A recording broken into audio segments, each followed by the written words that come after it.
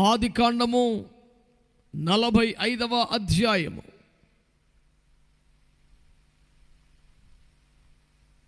ఆదికాండము 45వ అధ్యాయము 8వ వచనాన్ని దయతో చదివి సహాయం చేయండి.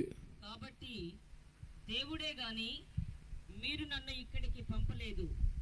ఆయన నన్ను ఫరోకు తండ్రిగాను అతని ఇంటి వారికందరికీ ప్రభువుగాను ఐగుప్తు దేశమంతటి మీద ఏలికగాను నియమించెను. చదివిన వాక్యం అందరికి వినబడిందండి? వినబడిందా లేదా?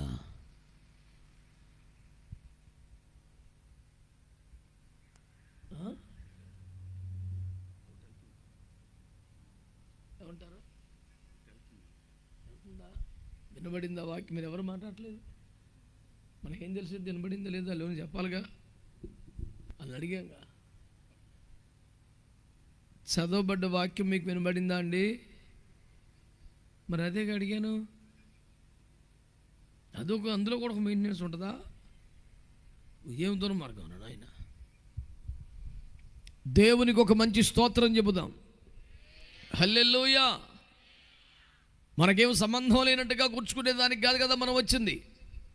ఉత్తర ప్రత్యుత్తరం గాన ప్రతిగానం ఉండాలి. భక్తులందరూ ఒక మంచి స్తోత్రం చెబుదాం ఒకసారి. హల్లెలూయా. ఈ రాత్రి మనము ధ్యానిస్తున్న అంశం ఏమనగా, సర్వకాల సర్వావస్థల్లో మార్పు లేని మారని ఏకైక దేవుడు మన ప్రభువైన యేసుక్రీస్తు వారు. కాలములను సమయములను ప్రభుత్వములను మార్చగలిగిన వాడై ఉన్నాడు. ఏదైనా మార్చేస్తాడు ఆయన అనే ఒక అద్భుతమైన సత్యాన్ని దానియేలు గ్రంథములో మనము చదివాం. ఆయన ఏమేమి మారుస్తారు, ఎలా మారుస్తారు అనే విషయాల కొరకై మనము తొలుత ఆదికాండము 45వ అధ్యాయం 8వ వచనం చదవగా విన్నాం. అందులో యోసేపు అనే వ్యక్తిని గురించిన సాక్ష్యాన్ని, జీవితాన్ని మనం చూస్తాం. దేవుడు ఆయన్ని ఎలా మార్చేశాడయ్యా అంటే, ఫరోకు తండ్రిగా, అతని ఇంటి వారందరికీ ప్రభువుగా,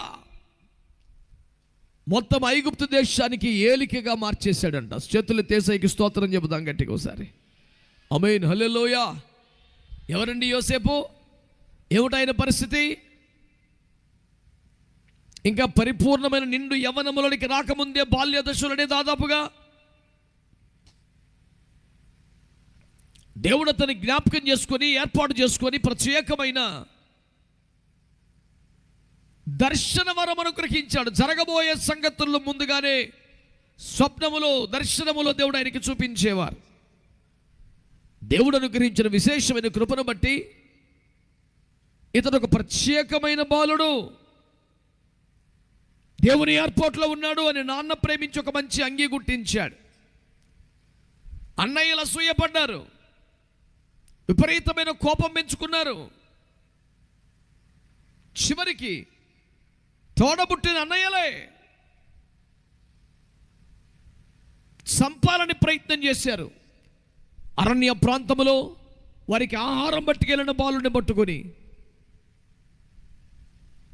నూనూగు మీసాల నూతన యవ్వనములు అడుగు పెడుతున్న కుర్రాన్ని ఒక నీరు లేని బావిలో తోసేశారు. ఆపై వాడిని చంపితే రక్తాపరాధం తప్ప మనకేమిటి లాభం, అమ్మేస్తే 10 రూపాయలు వస్తాయని విదేశీ వర్తకులకి అమ్మేశారు. వారు తీసుకుపోయి సంతలో పశువుని అమ్మినట్టుగా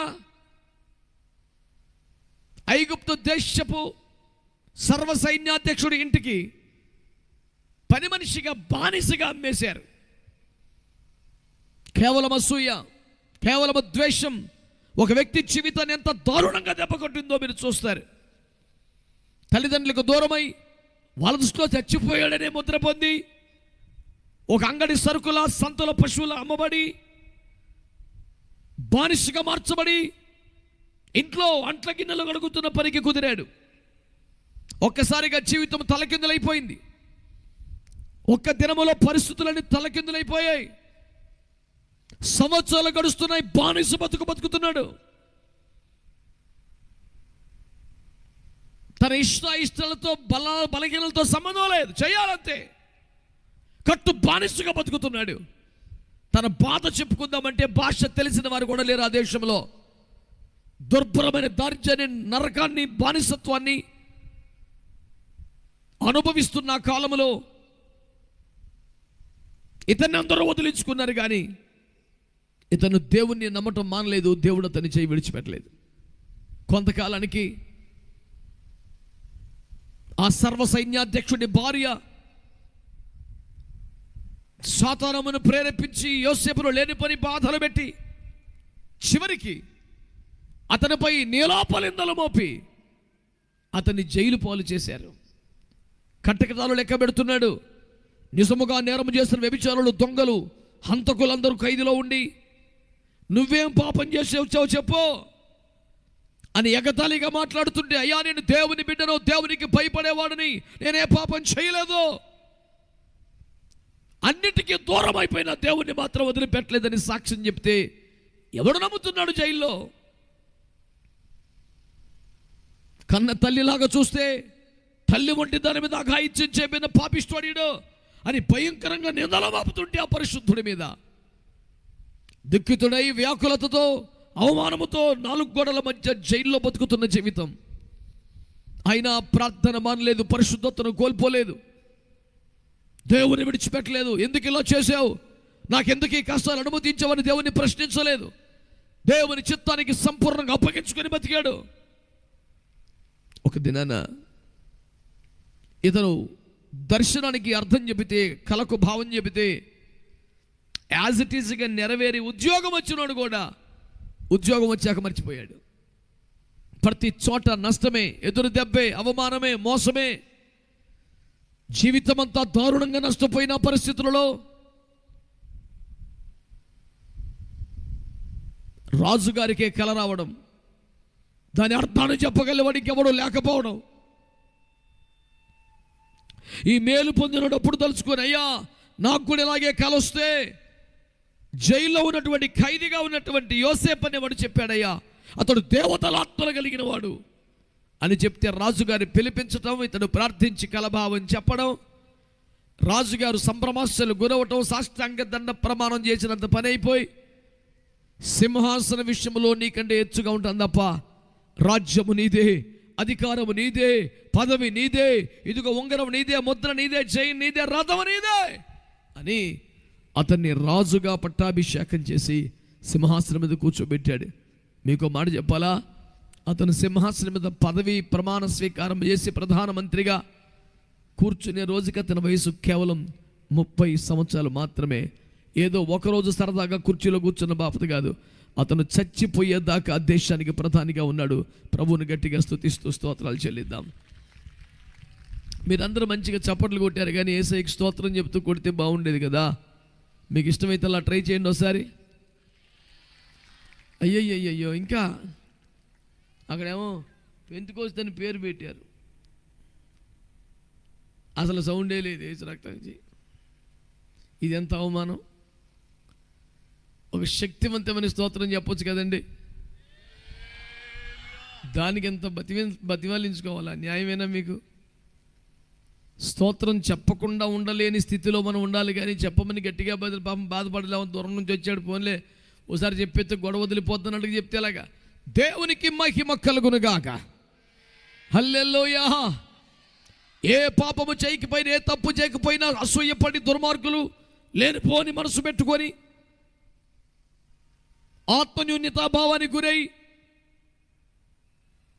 దేవుని కృప ఒకటి జీవితం మీద ఉంటే, దేవుని అనుగ్రహం ఒకటి జీవితం మీదకి వస్తే తట్టుకోలేక, భరించలేక, ఇష్టపడక ఇష్టారీతి ప్రవర్తించినటువంటి ఆ భక్తులు ప్రియులారా, అతని జీవితాన్ని కష్టాల పాలు చేస్తే అమ్మ లేదు, నాన్న లేడు, అన్నయ్య లేదు, దుర్మార్గం చేశారు, స్నేహితులు లేరు, తెలిసిన వారు లేరు, తన తోడబుట్టిన తమ్ముళ్ళు లేడు, ఎవరు లేరు.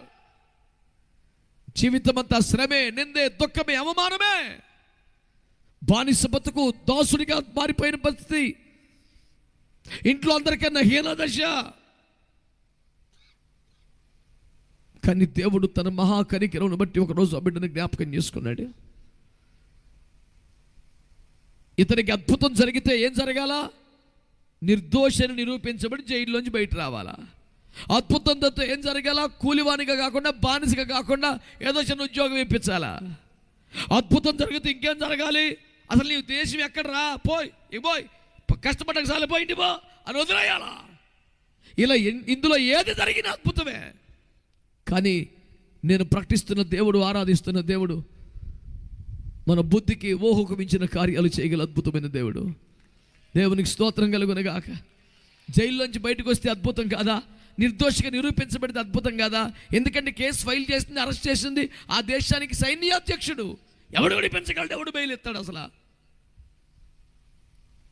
దేశపు సర్వ సైన్యాధ్యక్షుడి భార్య మీద అఘాయిత్యం చేయబోయాడని కేసు పెడితే ఎవడు సార్ అతను బయట తీసుకొచ్చేవాడు?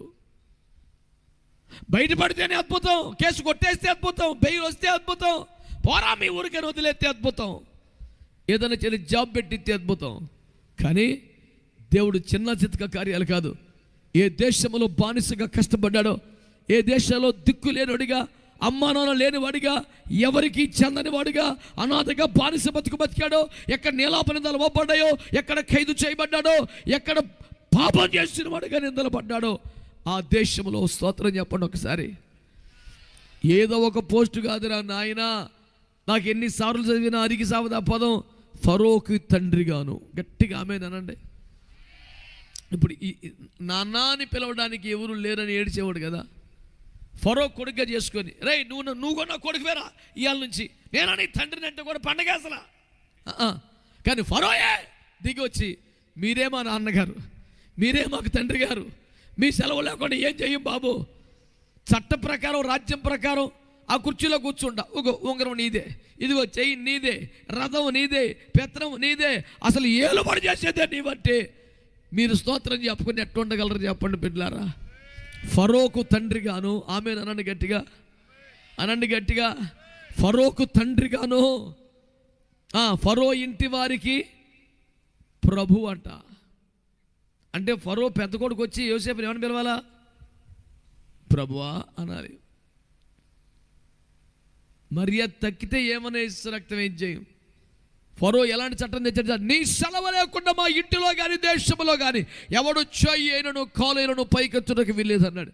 అంటే సరదాగా ఫరో గారు పెద్ద కొడుకు చెయ్యిట్టంటాడు, అయిపోయాడే, డాయ్ ఆ నరచేయరు అంటాడు. యోసేపు సెలవు లేకుండా చెయ్యెత్తడానికి దేశంలో ఎవరికి పరిస్థితి లేకుండా పోయినాయి. నేను అంటున్నాను, ఎంత మార్పు కదా. ఏదో క్యాన్సర్తో చచ్చిపోయే పిల్లగాడిని ఒకరోజు లాస్ట్ విష్ అని, మేక్ విష్ అని పేరు మీద ఎస్పీ గారి చైర్లో, డాక్టర్ గారి చైర్లో కూర్చోబెట్టి సరదా పడతా ఉంటారు. ఇది ఆ బాబు సరదా వ్యవహారం కాదు. అతడు జీవితం అంతా కనీసం 40-50 సంవత్సరాలు అతడు తిరుగులేని ప్రధానమంత్రిగా, దేశాన్ని రాజుగా పరిపాలన చేశాడు. చేతులెత్తేసి ఎగిస్తూ అతను చెల్లించండి గట్టిగా. అతని రేంజ్ ఎంత బేభత్సం అంటే, అతని కాలంలో, అతని దేశంలో కరువు వస్తే అమ్మా నాన్నను రప్పించాలని ప్రయత్నం చేస్తే, కుటుంబ సభ్యులు 70 మందిని తీసుకొస్తే ప్యాలెస్లో వాళ్ళకి చిన్న చిన్న ఉద్యోగాలు ఇచ్చి ఏదో పనులు పెట్టి ఈడ బతకంటాన్ని రేషన్ కొట్టి పెట్టి సావమనలా, వాళ్ళకు ఒక రాష్ట్రమును రాసిచ్చాడు. కొట్టండి గట్టికి ఇప్పుడు చప్పట్లో. ఓరి నాయన, కరువు లైన్లో నిలబడి గోను సంచులు తెచ్చుకున్న వాళ్ళు గింజలు పెట్టమని అడిగిన బతుకాలది. ఇదిగో కాసిన రోగులు ఉన్నాయి, గోధుమలు పెట్టి అడిగితే డబ్బులు లేకనే పెడితేనే పండగ. వాళ్ళకి గోషెను అను రాష్ట్రాన్ని వాళ్ళకి రాసిచ్చి మీరు బతకండి, ఈ రాష్ట్రం మొత్తం మీది అన్నాడంటే ఎంత అద్భుతమైనటువంటి అభివృద్ధి, ఆశీర్వాదము. యేసయ్యకు ఒక స్తోత్రం చెప్తారా? ఈ రాత్రి వింటున్న ప్రజలారా, నా దేవుడు ఎంత శక్తిమంతుడంటే, ఎంత గొప్ప దేవుడు అంటే, దేవుని బిడ్డలారా, ఆయన సమస్తమును మార్చువాడై ఉన్నాడు. ఆయన మాత్రం మార్పు లేనివాడు. ఆయన ప్రేమలో మార్పు లేదు, శక్తిలో మార్పు లేదు, కృపలో మార్పు లేదు, ఆయన సాన్నిధ్యములో మార్పు లేదు, ఆయన కార్య సాధకమైన దేవుని ఆత్మలో మార్పు లేదు. ఆయన వాగ్దానములు ఎన్నైనా అవును అన్నట్టుగా, ఆమెను అన్నట్టుగా ఉన్నా ఏ మార్పు లేదు. ఆయన మారడు కానీ చెప్పగట్టిగా, సమస్తమును మార్చువాడు అనండి గట్టిగా. ఈ సప్పిడి సౌండ్ ఏందండి భక్తులు? గట్టిగా చెప్పండి. అధ్యక్షుని ఇబ్బంది పెట్టబాకండి, అయ్యారు కూర్చోండి. స్తోత్రం చెప్పు. హల్లెలూయా, హల్లెలూయా. ఎవరు ఎక్కువ మౌనంగా ఉండగలరో పోటీలు ఏర్పాటు చేసి అందులో గెలిచిన వారిని మాత్రమే సభలకు రప్పించినట్టున్నారు మీరు. ప్రియులారా, ఆయన మారని వాడయుండి సమస్తమును మార్చేసే దేవుడు. స్తోత్రం కలుగునుగాక. హల్లెలూయా. నాకెంత సంతోషం, ఎంత ఆశ్చర్యం వేస్తుందంటే, నాన్న అని పిలుద్దామని, కష్టం వస్తే బాధ వస్తే అమ్మ అని ఏడుద్దామని అనిపించింది ఆ పిల్లోడికి. అమ్మ లేదు, నాన్న లేదు, అన్నయ్య లేరు. అలాంటి ఫరో చేరదీసి ఇది రోజు నుంచి నువ్వు నా కొడుకు వేరా అంటే చాలు పండగ. అసలు కాదు, నేనే నీ కొడుకునయ్యా, నువ్వే మాకు తండ్రివి, నువ్వే మాకు తండ్రివి ఏంటి? ఏమి ఆశీర్వాదం అది, ఏమి స్థానం అది? అంతకన్నా గొప్ప ఆధిక్యత ఉంటుందా? అంతకన్నా స్థానం ఉంటుందా?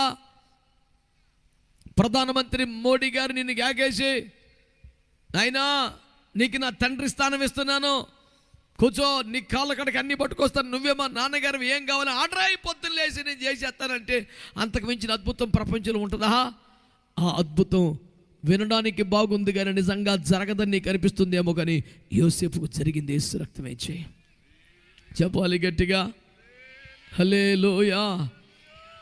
నేను అంటున్నాను, టైం బాగలేదు, టైం బాగలేదు, టైం బాగలేదని ఎవడు చెప్పిన డైలాగ్ కొట్టుకెళ్తున్నావో, కానీ నేను ఒక మాట చెప్తాను, ఆ బాగోలేదని చెప్తున్న టైమును మార్చడానికి తగిన దేవుడు ఒకడు మన మధ్యలో ఉన్నాడు.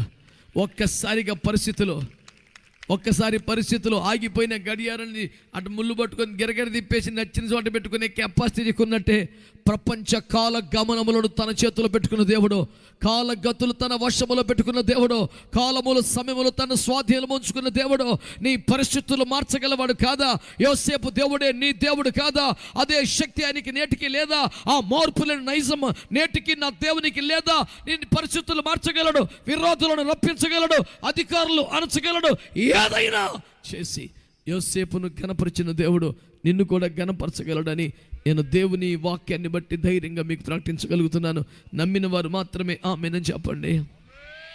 నాకే ఎందుకు ఈ కష్టాలు, నా పైన ఎందుకు ఎంత వ్యతిరేకత, నాకే ఎందుకు నీ నిందలు, నన్నెందుకు ఇలా పగబెట్టినట్టు చంపుతున్నారు, నన్నెందుకు తరుముతున్నారు, నన్నెందుకు తోసేస్తున్నారు, నన్నెందుకు అమ్మేస్తున్నారు, ఏమిటి నాకే అనే ప్రశ్నలు నీకు అలాగ పోగుబడిపోయి ఉన్నాయి. కొనొక దినమున నీకు జవాబు రాని ఇంకో ప్రశ్న తెలుసా? నన్నే ఎందుకు ఎంత ఆశీర్వదించాడు, నాకే ఎందుకు ఎంత పదవి ఇచ్చాడు, నాకే ఎందుకు ఎంత అధికారం ఇచ్చాడు, నాకే ఎందుకు ఎంత సింహాసనం ఇచ్చాడని ఈరోజు శ్రమలలో కుంగిపోతున్నానేవో, ఆశీర్వాదాలలో తట్టుకోలేనంత మనోల్లాసముతో ఉప్పొంగుతున్న హృదయముతో దేవుణ్ణి ఆరాధించే ఒక సమయం నీకు రప్పించగల దేవుడు మన దేవుడు. ఆయన పేరు ప్రభువైన యేసుక్రీస్తు వారు సమయములను మార్చగలిగిన వాడై ఉన్నాడు. యోసేపు టైంను మార్చేశాడు ఆయన. ఆమేన్. మీరు అవునంటే ఆమేనంటే ఏకీభించే మీకు కూడా వర్తించింది. మౌనంగా చూస్తే అప్పుడు కూడా చూస్తామే. చూచుడు చేత కన్ను తృప్తి పొందదో. సేవకి తర్ఫీదు అవ్వడానికి మా దగ్గరికి వచ్చే పిల్లగాళ్ళు నేను అప్పుడప్పుడు అడ్రస్ కొడతానంటే, సిక్స్లు బాదుతుంటే సెంచరీలు కొడుతుంటే స్టేడియంలో కొంచెం సపోర్ట్కి వచ్చే బ్యాచ్లో ఎంతకాలం ఉంటావురా, నువ్వు కూడా గ్రౌండ్లో దిగు సెంచరీ కూడా చూపించంట. కొన్ని జీవితాలకి ఎప్పుడు స్టేడియంకే పరిమితం. ఎవడు 4 కొడతాడు ఎగురుతాడు, ఎవడు 6 కొడితే ఎగురుతాడు, ఎవడు సెంచరీ కొడితే ఈడు బట్టలు చింపేసుకుంటాడు, అలిసిపోయి ఇంటికి వస్తాడు. ఆ రోజు టికెట్ 3000 ఖర్చులు 4000 మొత్తం నాశనం. ఇడికేముండదు. ప్రేక్షకులుగా మిగిలిపోవటానికి మనం ఇక్కడికి రాలేదో, మన జీవితాల్లో అద్భుతాలు చేయడానికి మన దేవుడు సిద్ధంగా ఉన్నాడు. సమస్తమును మార్చగల దేవుడు. ఊహించలేం పరిస్థితులు ఎట్టు మారుతాయా? నా జీవితమేనా, నా కుటుంబం, ఇది నా ఇల్లేనా, వీళ్ళు నా బిడ్డలేనా, ఏంటిదంతా నా రాజ్యమేనా అని ఆశ్చర్యపోయే పరిస్థితులు దేవుడు నీ జీవితంలో తేగలడు. సమస్తమును మార్చగల దేవునికి, యోసేపు జీవిత సమయాలను మార్చిన దేవునికి ఒక మంచి కృతజ్ఞత స్తోత్రము చెల్లిద్దాం. హల్లెలూయా. మరొక మాట జ్ఞాపకం చేస్తాను. ఆదికాండము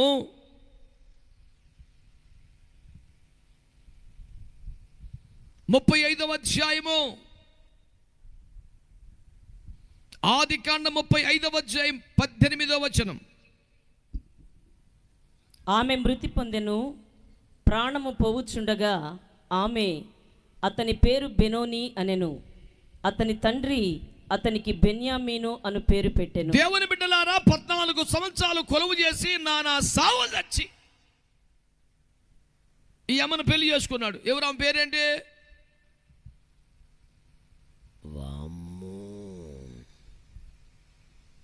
పొగేసావు తండ్రి.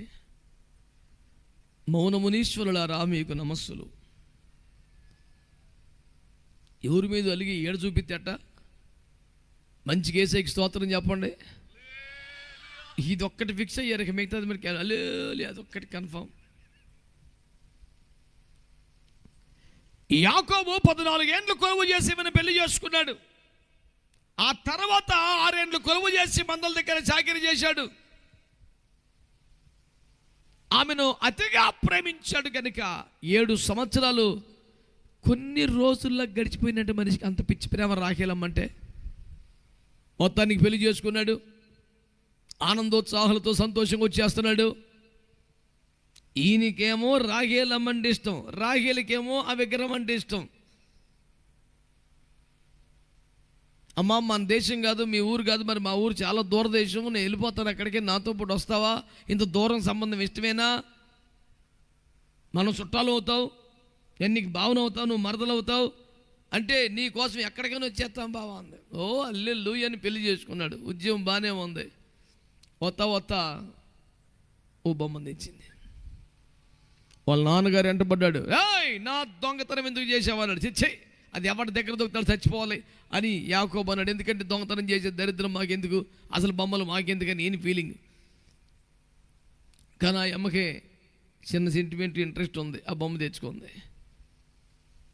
వాళ్ళ నాన్నగారు సరికి సంచిలో పెట్టి కథలు లేకుండా కూర్చుంది. నాన్నగారికి క్షమించండి, నాకు బాగోలేదు, నేను లేకలేను, ఏమనుకోకుండా నాన్నగారు, అమర్యాద అనుకోకుండా, గర్వం అనుకోకుండా దయచేసి వెళ్ళిపోండి అంటే సరే బిడ్డ అని వెళ్ళిపోయాడు. ఆయన ఈయన దగ్గర తప్పించుకున్నా మాట్లాడరే దారిలో చచ్చిపోయింది. పిల్లగాళ్ళు చెప్తే వినరు, ఇష్టపడ్డామంటాడు, అది అంటాడు, ఇది అంటాడు.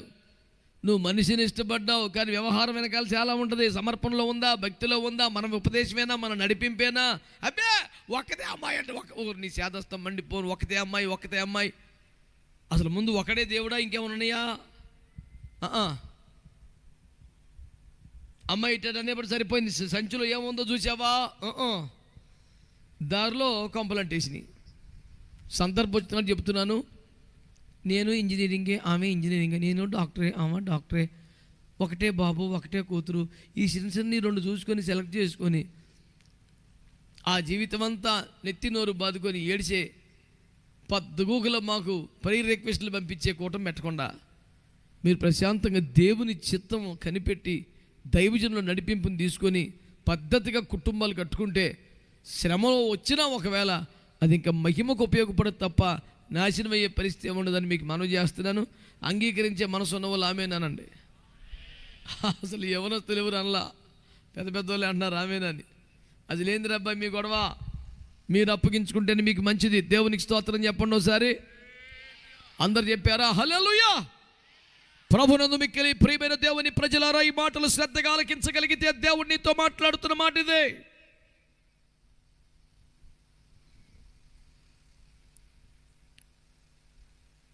ఈ బాలుని ప్రసవిస్తూ ఆ తల్లి మార్గ మధ్యములో గుడారములో మిక్కిలి తీవ్రమైన వేదన ఉంది.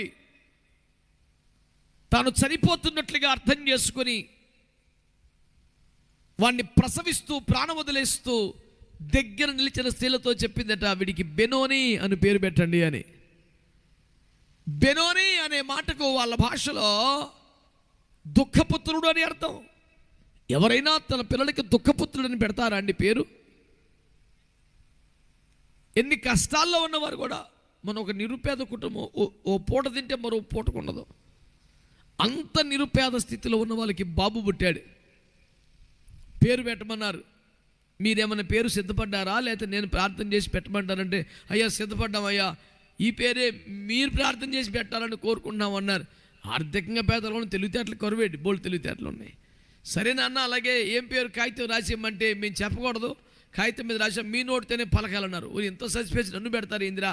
సరే ఇవ్వ పేరు అంటే రాసింది, అందులో కోటేశ్వరరావు అని రాశారు. ఎంత ఆశ కదా తల్లిదండ్రులకి. ఎవరికైనా నేను దరిద్రంలో, నేను కష్టంలో కన్నా బిడ్డలు మంచిగా ఉండాలని ఉంటుందిగా. మాట్లాడరా మీరు ఊరి నాయను దండం పెడతానయ్యా, దేవుని అసలే బలహీనుండంటే నాకు ఒక 1/2 కేజీ బలం ఉంటే ఇక్కడికి వస్తే 1/2 కేజీ పోయేలా ఉంది. వేసి రక్తం చేయి. మా పాస్టర్ మేము గడిగోచారు ఏం తింటామంటుంది. ఇది ముందు ఊహించానుకుంటా. ఆడికొచ్చే కట్టేను మీకైతే కడ్మెంట్ తినో అటు మాట్లాడితే. ప్రభువుకి అందరూ స్తోత్రాలు చెప్పండి.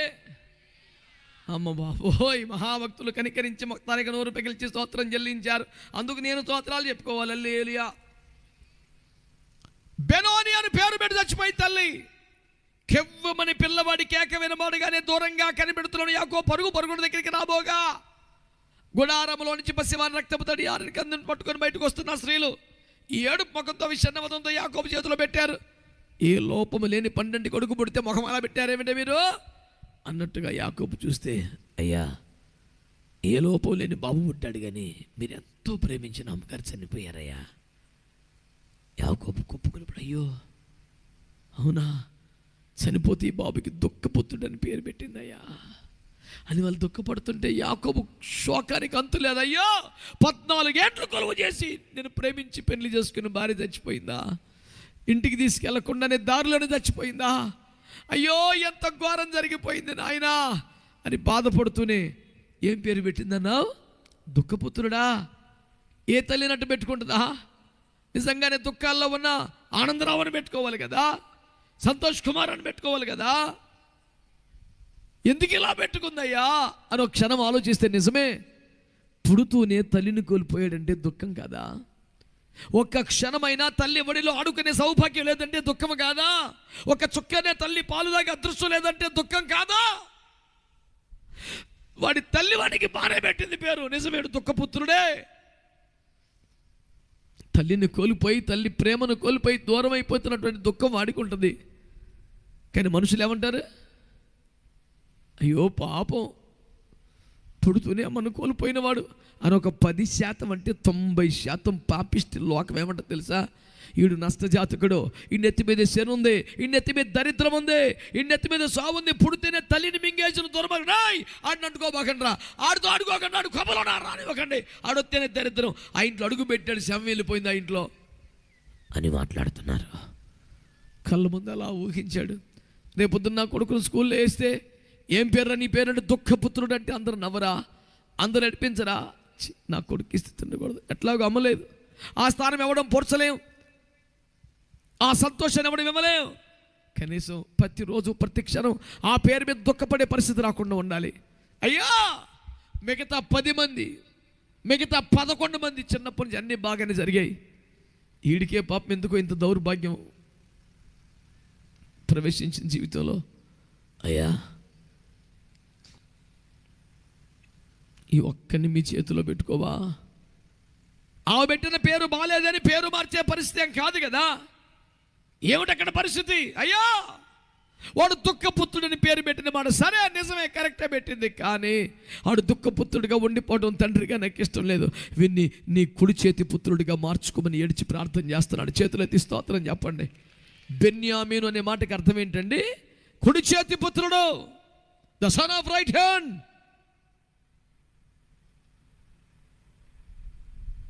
కుడి చేతి పుత్రుడిగా ఉండాలి.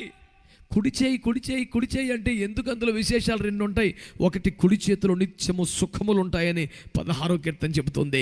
కుడి చేతిలో రాజ్యదండం ఉంటుందని వాక్యం చెబుతుంది. అంటే యాకోబు ఏమని ప్రార్థన చేస్తున్నాడంటే, అయ్యా వీన్ని కుడి చేతి పుత్రుడిగా చేసుకో అంటే కష్ట సుఖాలు కావడి కుండలు బ్రతుకున్నాక పగలు రాత్రి అమావాస్య పౌర్ణమి అన్నీ మెట్ట పల్లాలు సహజం, సుఖాలే ఉండవు ఇలా చెప్తాం కదా. కానీ యాకోబు అంటాడు, ఈ 11 మంది కట్టమంటే పర్లేదు, కానీ వీడి చిన్నోడికి ఒక్క చుక్కనే తల్లి పాలు తాగలేదు, తల్లి ఒడిలో లేడాడు. కానీ వీడికి మాత్రం జీవితంలో అసలు కష్టం అన్నది లేకుండా నిత్యము సుఖములే ఉండేలాగా చూడయ్యా. కుడి చేతిలో రాజదండం అన్నారే, వీడు రాజు అయిపోయేలాగా చూడయ్యా అని ప్రార్థన చేశాడు. ఆమేన్ అన్నాడు ఒకసారి. ఎందుకంటే ఈ ప్రార్థనకి యేసు ప్రభు ఆమేన్ అన్నాడు. రక్తపు తడియారని పసికొందును చేతుల్లో పట్టుకొని యాకోబు ఏడుస్తూ, అయ్యా వీడిని కుడి చేతి పుత్రుడిగా మార్చుకో అయ్యా, వీడంతా దుఃఖపుత్రుడిగా ఉండకూడదయ్యా, నీవేదోడు చెయ్యయ్యా అని ఏడిచాడు. కొంతకాలం అయ్యేసరికి ఈ బాలుడు యవ్వన దశకు వచ్చేసరికి వీళ్ళ దేశంలో కరువు రావటం, అప్పటికే ఐగుప్తుకు యోసేపు కింగ్ అయిపోవడం, వీళ్ళందరినీ ఎక్కడికి రప్పించడం, తను తాను బయలుపరుచుకొని రూబేను మొదలుకొని చిన్నోడు దాకా వరుసలో 12 మంది కూర్చొని భోజనాలు పెట్టాడు. ఓ స్తోత్రం చెప్పండి అందరూ. బెన్యామీను కోసం యాకోబు ఏమని ప్రార్థన చేశాడు? నిత్యము సుఖాలే ఉండాలయ్యా, రాజదండం అంటే రాజు అయిపోవాలయ్యా అని ప్రార్థన చేశాడు కదా. ఆయన ఆమేననే దేవుడు కదా. 12 మంది వరుసగా కూర్చుంటే ఆజానుబాహులు పెద్ద పెద్ద వాళ్ళందరికీ అన్నం పెట్టారంట. ఈ పిల్లోడికి పెట్టారు 12 వాడికి. అందరికన్నా బొడ్డోడేగా. అందరికన్నా బొడ్డోడికి అందరికన్నా తక్కువ పెడతారా ఎక్కువ పెడతారా? అదేమి చిత్రమో. అందరికీ పెట్టుకొచ్చారంట. ఈ పిల్లోడికి 5 రెట్లు ఎక్కువ పెట్టారంట. స్తోత్రం చెప్పండి. చెప్పరే గట్టిగా. యోసేపు రే అడిగి పెట్టంటారు గట్టిగా. ముందు ఆర్డర్లు వేసి ఉన్నాడు రాజుగారు కదండి. 5 అంతలు ఎక్కువ ఆహారం పెట్టారంట. ఒక మాట అందరూ శ్రద్ధగా వినాలి. మిగతా పిల్లలందరిలాగా తల్లి ఒడిలో ఆడుకునే అదృష్టం దక్కలేదు బాబుకి. ఒక్క చుక్కైనా తల్లి పాలు తాగే అదృష్టం దక్కలేదు. కానీ యవన కాలం వచ్చేసరికి ఈ 11 మంది కంటే 5 రెట్లు శ్రేష్టమైన ఆహారాన్ని దేవుడు ఆ బిడ్డకి ఇచ్చాడు. స్తోత్రం చెప్పండి గట్టిగా. 5 times బెటర్ ఫుడ్ని దేవుడు ఇచ్చేసాడు. అంతేనా? వెళ్ళేటప్పుడు అందరికీ బట్టలు పెట్టాడంట. ఈ పిల్లోడికి 300 తులములు వెండి పెట్టాడంట. అంటే దేవుని బిడ్డలారా, ఆర్థిక జీవితంలో 300 రెట్లు అధికమైనటువంటి సౌలభ్యాన్ని కలిగజేశాడు. అలాగ జీవితం ముందుకు వెళ్ళిపోతా ఉంది. ఐగుప్తులో కొంతకాలం ఉన్నారు, మళ్ళీ బయటకు వచ్చేసారు. 300 సంవత్సరాలు న్యాయాధిపతి వెళ్ళారు. ఆ తర్వాత రాజు కావాలన్నారు. దేవా, నీ స్థానంలో రాజుగా ఉండే అర్హత ఎవడికి ఉంది? నా వల్ల కాదని సమూయేలు అంటాడు. దేవుడు అంటాడు, రేపు ఒకరిని రప్పిస్తాను అని పెట్టే రాజుగా అన్నాడు. ఎవరిని రప్పించాడు? 2 గాడిదలు పోతే ఎత్తుకోవటం చేతగానే వాళ్ళ నాన్నగారి చేత యూజ్లెస్ ఫెలో అనిపించుకునే 12 గోత్రంలో చివరి గోత్రమైనటువంటి బెన్యామీను గోత్రంలోనే ఆర్థికంగా చితికిపోయిన కీషు అనేవాడి కుమారుడైన సౌలుని తీసుకొచ్చాడు. బిడ్డలారా, మీరు గమనిస్తున్నారా? ఆ దీన స్థితిలో ఉన్నటువంటి సౌలుని దేవుడు ఇశ్రాయేలు ప్రజలకు రాజుగా ఏర్పాటు చేశాడు. ఏదో మేకే విషలాగా ఒకసారి నుంచో పెడదాం అనుకోలేదంట.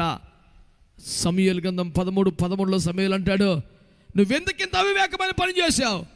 నిన్ను సదాకాలం ఇశ్రాయేలు మీద రాజుగా ఉండాలని దేవుడు తీర్మానం చేశాడు. గట్టిగా స్తోత్రం చెప్పండి.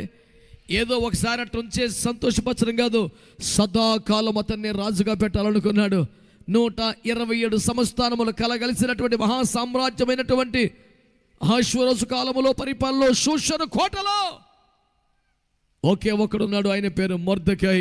చట్టాలు మార్చినవాడు, పరిస్థితులు మార్చినవాడు, ప్రజలకు విడుదల పండుగ చేసి పెట్టినవాడు. దేవునికి స్తోత్రం కలుగును గాక. దేవుని మర్మాలన్నీ ఇంట్లో పెడితే దానికి గృహ నిర్వాహకుడిగా మారి, అయ్యో దేవుని బిడ్డల సంఘమునకు పునాదులు వేసి 3వ ఆకాశానికి పరిధికి వెళ్ళి సబ్జెక్ట్ నేర్చుకొని వచ్చి క్రీస్తు వలె జీవించి మహోన్నతమైన సేవ చేసినటువంటి పౌలయ్య గారు ఫిలిప్పీ పత్రిక 3 ప్రకారం బెన్యామీను గోత్రీకుడని వాక్యం తెలియజేస్తుంది. స్తోత్రం చెప్పండి ఒకసారి. ఎక్కడ దుఃఖపుత్రుడు, ఎక్కడ తల్లి ఒడిలో ఆడుకునే అదృష్టంలోని దౌర్భాగ్య స్థితిలోని వాడు, ఎక్కడ ఇశ్రాయేలు దేశమునకు రాజుగా మారిపోయాడు. 127 సంవత్సరాల షూషను కోటలో ప్రత్యేకించబడి ప్రధానమంత్రిగా ఎదిగాడు. చివరికి అపోస్తలులందరిలో తక్కువ వాడిని హింసించిన కారణాన్ని బట్టి చెప్పబడిన సంఘమునకు పునాదులు వేసింది మొదలుకొని, మర్మములు గృహ నిర్వాహకుడిగా బతికింది మొదలుకొని, క్రీస్తును పోలి నడిచిన వాడిగా సాక్ష్యము పొందిన ఒకే ఒకడు బెన్యామీను గోత్రీకుడిగా ఉన్నటువంటి పౌలు గారుగా వాక్యం మాట్లాడుతుంది. నేను అంటున్నాను, బెన్యామీను పరిస్థితులు ఎలా మారిపోయినాయి, బెన్యామీను చరిత్ర ఎలాగెలా మారిపోయింది. అతను దురదృష్టానికి చిరునామా కదా, నష్టజాతకుడు కదా, దరిద్రం కదా, నెత్తి మీద చావు ఉంది కదా, శని ఉంది కదా, మరణం ఉంది కదా, ప్రపంచం ఎలా మాట్లాడింది కదా. అలాంటి ఒక జీవితాన్ని నా దేవుడు తన కుడి చేతిలోకి తీసుకుంటే పరిస్థితులన్నీ ఆశీర్వాదకరంగా మారిపోయి మిగతా 11 మంది కంటే కూడా అత్యధికంగా దీవించబడ్డవాడు.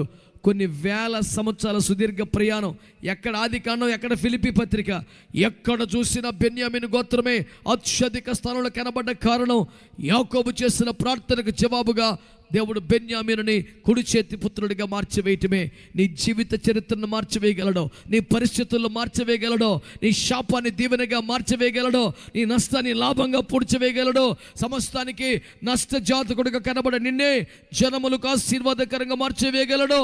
ఈ రాత్రి నేను ప్రకటిస్తున్న దేవుడు సమస్తమును మార్చగలిగిన వాడు.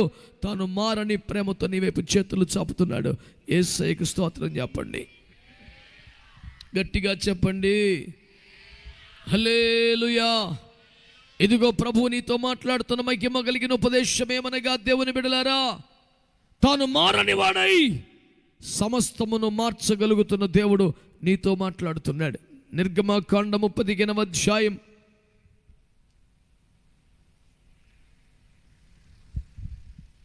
25వ వచనం చూడండి. అతడు యెహోవాకు మొర్రపెట్టెను. అంతటా యెహోవా అతనికి ఒక చెట్టును చూపెను. అది ఆ నీళ్లలో వేసిన తరువాత నీళ్లు మధురములాయెను. ఆమేన్ అనండి గట్టిగా, చెప్పాలి గట్టిగా హల్లెలూయా. ఈ చక్కని మాటను దయతో గమనించండి భక్తులారా, దేవుని బిడ్డలారా. ఐగుప్తు దేశాన్ని వదిలిపెట్టారు, వాగ్దాన దేశానికి పయనమయ్యారు. దేవుడు ఆశ్చర్యకరంగా సముద్రాలు చీల్చాడు, నూతన రహదారిని సముద్రములో వేశాడు, దర్జాగా అవతల ఒడ్డుకు వచ్చేశారు. ఈ సుదీర్ఘ అద్భుత ఆశ్చర్యకర ప్రయాణమును గావించిన మీదట ఎడారిలో అడుగు పెడుతూ నడుస్తున్న తరుణములో సహజంగానే వారు దప్పికొన్నారు. వారికి దాహమైంది. మాకు దాహానికి నీళ్లు కావాలి అన్నారు. అదిగో నీళ్ళు ఉన్నాయిగా, తాగండి అన్నాడు. త్రాగుదామని దప్పిక చేత సొమ్మసిల్లిపోతున్న బిడ్డలు నీరు త్రాగడానికి ప్రయత్నం చేస్తే అవి భయంకరమైన చేదట. తాగకుండా ఉందామా అంటే దప్పిక, విపరీతమైన దాహం. తాగుదామా అంటే భయంకరమైన చేదు. అంటారే కక్కలేక మింగలేక ఉంది పరిస్థితి, వద్దులే అన్నావా దాహం వేసేస్తుంది. తాగుదామంటే మింగలేరు. భయంకరమైన గరళం, చేదు, విషం గోల పెట్టాడు చేస్తున్నారు, మారో మారో అని. అప్పుడు దేవుడు ఏమనాలి? ఆ చేదు నీళ్ళ దగ్గర పెట్టి ఎందుకన్నా ఏడుపు, ఎలా 2 అడుగుల ముందుకే. అదిగో అక్కడ 12 నీటి బుగ్గలు ఉన్నాయి, 70 ఈత చెట్లు ఉన్నాయి, ఆనందంగా సంతోషంగా బతకండి అనాలి కదా. కోతవేటు దూరం, అత్యంత సమీపం, 4 అడుగులేసి ఎదురుగా ఉన్నాయి. ఈ నీళ్ళు చేదు, ఈ నీళ్ళు చేదు అని ఏడవపోతే 2 అడుగులు ఎదరకేస్తే 12 నీటి బుగ్గలు ఉన్నాయి కదా, తాగొచ్చుగా, ఏ క్లాస్ ఈత పనులు తినొచ్చుగా, ఏడవపోతే అనాలి. ఎవడైనా అలాగే అంటారా? కానీ దేవుడు మాత్రం అయ్యో అలాగా, నేను ఆ చేదును మారుస్తానని ఒక లేత మొక్కను చూపించాడట. ఏమిటయ్యా అంటే, ఆ మొక్కను తీసేయి, వేళ్లతో పెలగించు. ఆ వేళ్లతో మొక్కను పెలగించి చేదైన నీళ్ళల్లో మానాలో వేయమన్నాడు. ఇదేమి చిత్రమో, బోడిగుండికి మోకాలికి ముడేసినట్టుగా ఉందని వింతగా చూస్తున్నారు. ఆ మొక్కను అందులో వేసిన తర్వాత ఇంకేమిటి అలా చూస్తారు, తాగండి ఇప్పుడు నీళ్ళు అన్నాడు. ఏం జరుగుతుందో ఏంటో అర్థం కాని స్థితిలో సరే చెప్పాడుగా పెద్ద ఆయనని, త్రాగుదామని చూస్తే జీవితంలో అంత మధుర జలములు, ఐగుప్తులో నైలు నది నీళ్లు తాగినప్పుడు కూడా అంత మధురానుభూతి కలగలేదట. కడుపు నిండిపోయినా ఆశ తీర తనివి తీర నీళ్లు తాగటం మొదలుపెట్టారు. చేతులైతే ఒక స్తోత్రం చెప్పండి, అందరూ చెప్పండి గట్టిగా హల్లెలూయా. ఈ చేదును తీగ మార్చడానికి, ఆ చేదును మొత్తం లాగేసుకోవడానికి, ఆ మారాను మధురంగా మార్చడానికి దేవుని బిడ్డలారా ఒక లేత కొమ్మ వేళ్లతో పెలగించబడింది. ఒక నిర్దోషమైన మొక్క ప్రాణం పెట్టాల్సి వచ్చింది. ఏ తెగులు లేని, ఏ జబ్బు లేని ఒక లేత మొక్క వేళ్లతో పెలగించబడి ఆ మారాలోకి వచ్చేస్తుంది. దేవునికి స్తోత్రం కలుగునగాక. నీ చేతును తీయడానికే, నీ మారాను తీర్చడానికే, నీ మాచిపత్రను తీర్చడానికే, నీ గరళాన్ని మింగడానికే, నీ విషయాన్ని విరవడానికే ఒక లేత కొమ్మ వేళ్లతో పెలగించబడింది. దానియేలు గ్రంథము 9 అంటాడు, అభిషక్తుడు బొత్తిగా నిర్మూలము చేయబడతాడని, అంటే ఆయన ప్రాణం పెడతాడని. అయ్యో దేవుని బిడ్డలారా, ఉత్సవ బలి పశువుగా ఏడవబడ్డాడు. 118 కీర్తనలు చెప్పాడు. ఉత్సవ బలి పశువుగా ఏడవబడి అయ్యో నిర్మూలించబడ్డ అభిషక్తుడిగా ప్రాణము పెట్టి వేళ్లతో పెళ్ళగింపబడిన చెట్టు వలె పెళ్ళగించబడి 2వ రాజుల గ్రంథం ప్రకారం ఆకాశానికి భూమికి మధ్యలో నరకబడి కోయబడిన కొమ్మగా వధించబడ్డ ప్రభువైన యేసుక్రీస్తు వారు ప్రాణం పెట్టి శరీరం అంతా గాయాలు పొంది ఆ చేతులోనికి వచ్చారు, ఆ మారాలోకి వచ్చారు, ఆ మాచిపత్రిలోకి వచ్చారు, ఆ విషములోకి వచ్చారు, ఆ గాయాల్లోకి ఆ చేదంతా లాగేసుకున్నారు. ఇప్పుడు త్రాగుతుంటే నీరంతా మధురమైపోయింది. యేసయ్యకి స్తోత్రం చెప్పండి, చెప్పాలి గట్టిగా. ఎందుకంత సోవు? ఈ నీళ్ళ దగ్గర ఆడకపోతే పోయి ఎలీము దగ్గర 12 నీటి బొక్కలు నీళ్ళు తాగొచ్చుగా.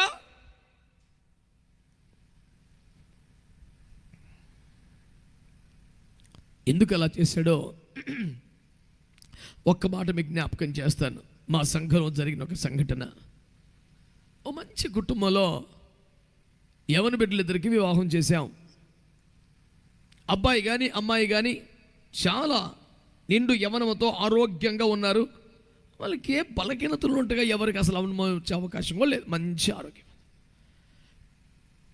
కొన్ని సంవత్సరాలు గడుస్తున్న వారికి సంతాన ప్రాప్తి కలగలేదు.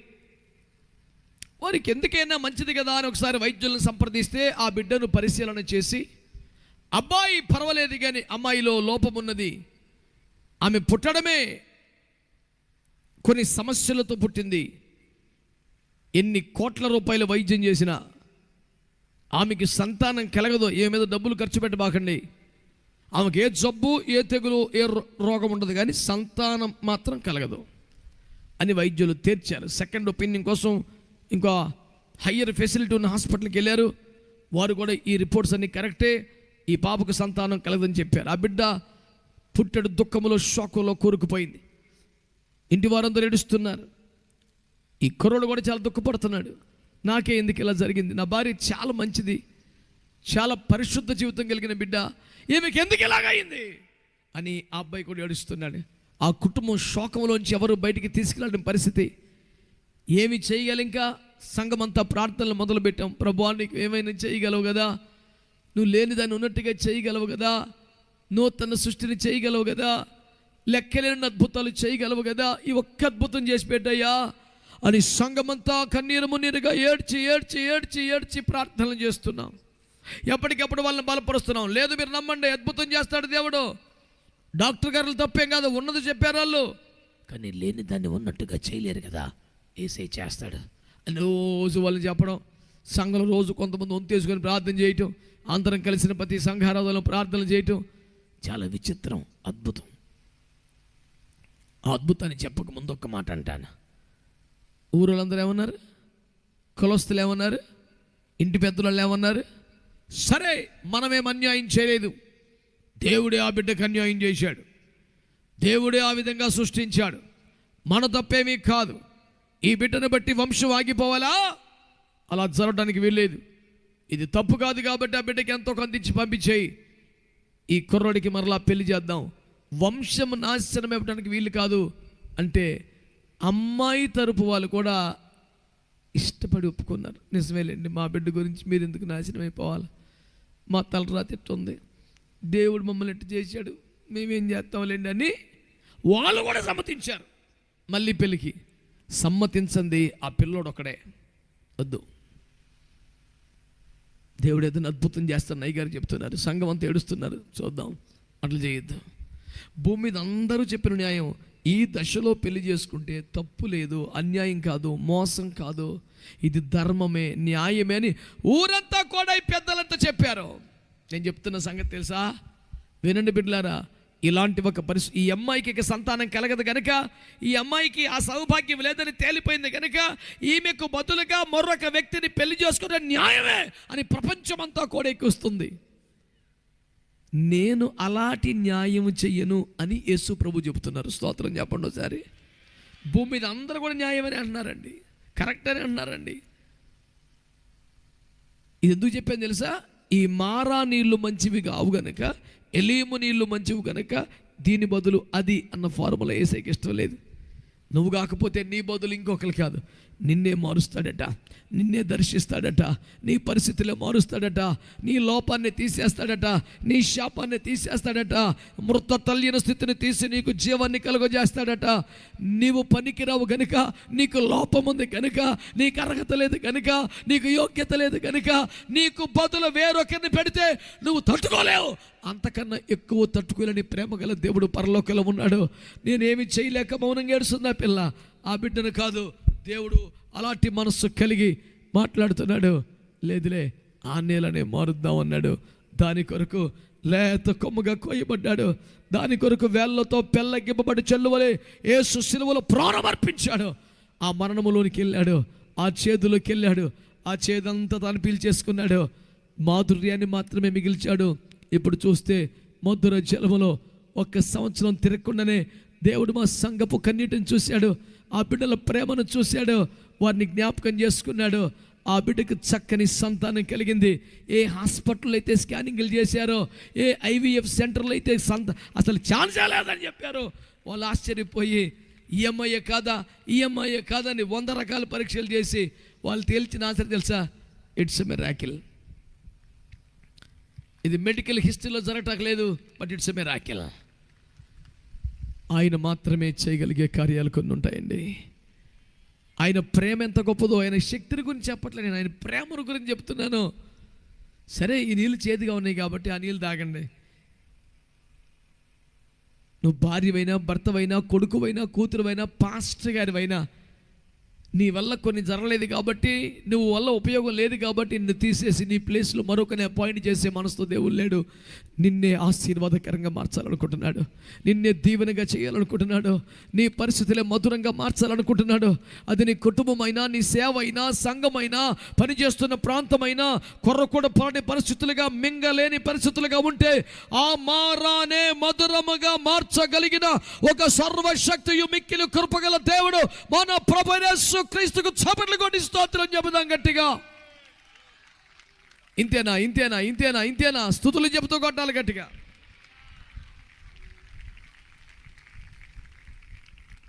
హల్లెలూయా. ఏం దేవుడు మన దేవుడు?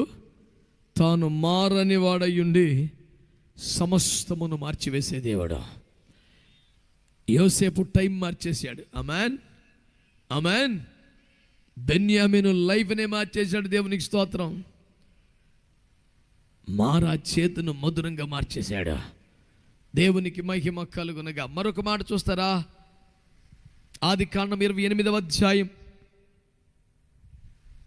ఆదికాండం 28వ అధ్యాయం 19వ వచనం చూస్తారా?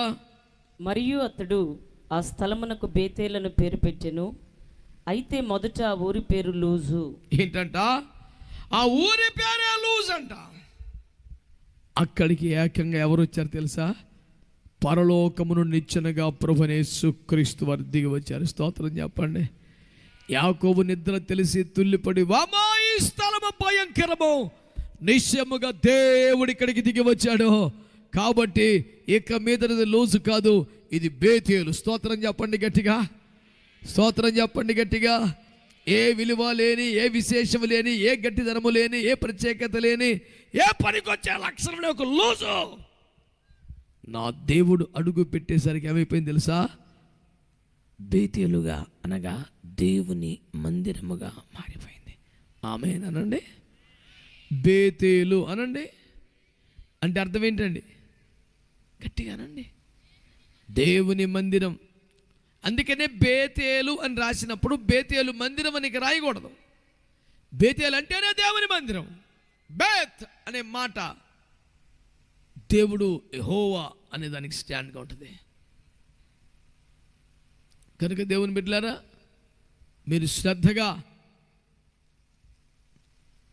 ఈ మాటలన్నీ ఆలోచించగలిగితే, దేవుని వాక్యములో చూడగలిగితే, ప్రభు మాట్లాడుతున్న ఒక అద్భుతమైన సంగతి, ఆయన గాని అడుగు పెడితే నిష్ప్రయోజనమైంది, వ్యర్థమైంది, ఏ విలువ లేనిది, ఏ ప్రత్యేకత లేనిది. ఆ లూజు ఎలా అయిపోయింది చెప్పండి? బేతేలుగా మారిపోయింది. దేవునికి చేతులెత్తి స్తోత్రం చెప్పండి. హల్లెలూయా. అందరూ చెప్దాం హల్లెలూయా. ఒక ఊరు గతిని మార్చేసిన దేవునికి స్తోత్రం చెబుదాం గట్టిగా. యోహాను సువార్త 1వ అధ్యాయం 45వ వచనంలో ఒక మంచి సాక్ష్యం ఉంటుంది చూడండి. యోహాను సువార్త